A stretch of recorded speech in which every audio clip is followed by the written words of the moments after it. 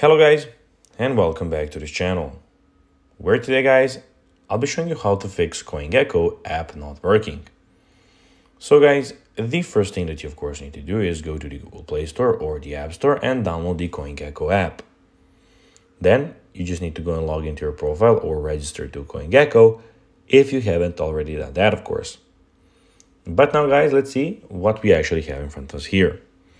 In the bottom left corner, we have the market where you can see all the coins. We have the portfolio where you can see all of your portfolios, the search bar, the explore, and the more where you can check out everything about your profile. But now guys, let's see how you can actually go and fix CoinGecko app not working. So it is pretty simple and you just need to go and follow these few steps to know how to do it in no time. So you have a couple of options that can help you.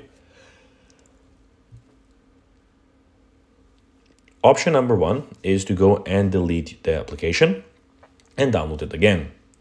Option number two is to go and restart your internet connection. So you can do it either on your phone or the whole router in your home. You can also go and shut down your phone and then of course power it up again. Maybe that will help. You can also go and try to log out of your profile.